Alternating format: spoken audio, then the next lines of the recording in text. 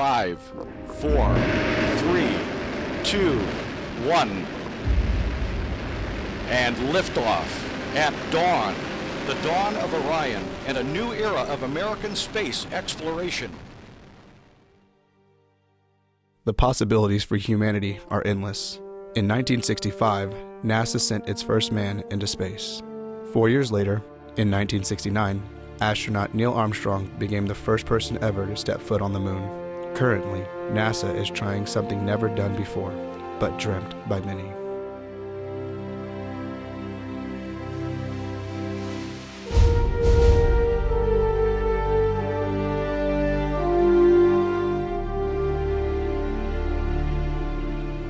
Well, the first step, I think, is really to just do the math.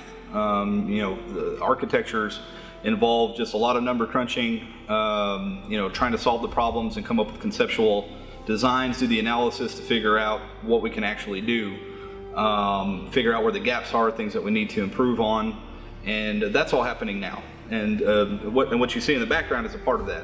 We're figuring out how to make rocket propellant on the surface of Mars, which will get people back safely.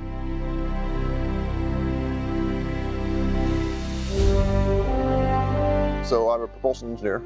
For my last big project was the Morpheus lander, and my project was the main engines for the Morpheus lander. The lander needs rocket engines to keep it airborne, and in this case, the vehicle needed engines that could throttle down. So we take off at max thrust, and then as we consume propellant, the vehicle weighs less and less and less over time. So if you had a fixed thrust engine, you would go up, but we don't want to go up. We want to land or stay hovering. So the engine produces a little bit less thrust over time, so therefore it has to throttle down. So these engines are special because they're able to throttle up to very high thrust, but then also throttle down to very low thrust to control whether the vehicle goes up or down.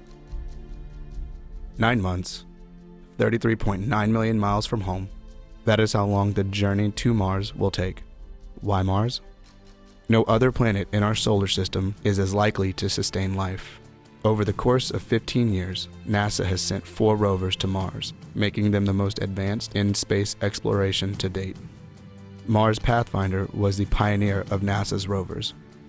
Having arrived in July 1997, it ceased transmission in September 1997. Mars Pathfinder's claim to fame was its ability to send pictures from the surface of Mars back to Earth.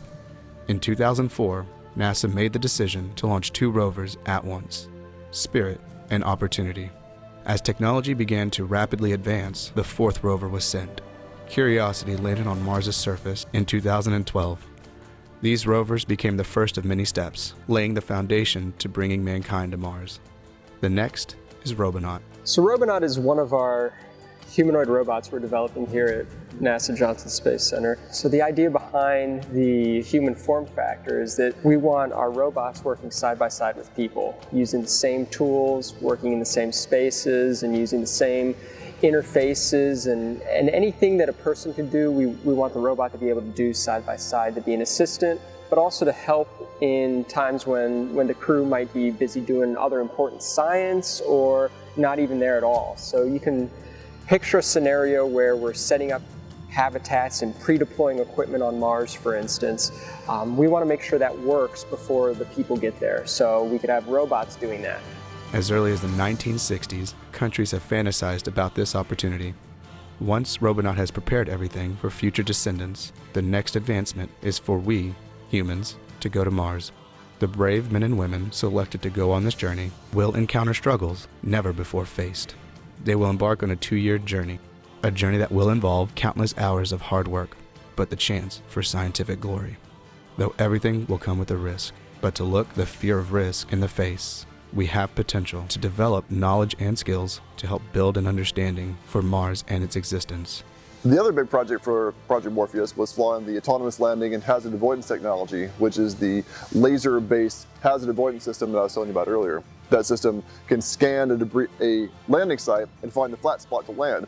For example, when we go to Mars, or when we go to the moon, there's a lot of risk in landing an unmanned spacecraft or even a manned spacecraft into a rocky debris field, because if you put a foot down on your lander on a big boulder, you may tip over and everybody may die.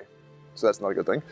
So you want some ability to find a safe place to land amongst the boulders and craters, And the boulders and craters are what you're going for, because that's the really geologically interesting features. Landing on a flat plain, like landing in West Texas or landing in Kansas, is not very interesting. But if you land in a big rocky area, then you get to see a lot of geologically interesting features which help us find out how Mars formed, and if there could be life in Mars' history.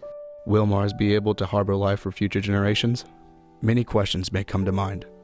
Mankind has developed a beautiful concept of creating transportation into space, and made this come to fruition with universal teamwork, patience, and stamina.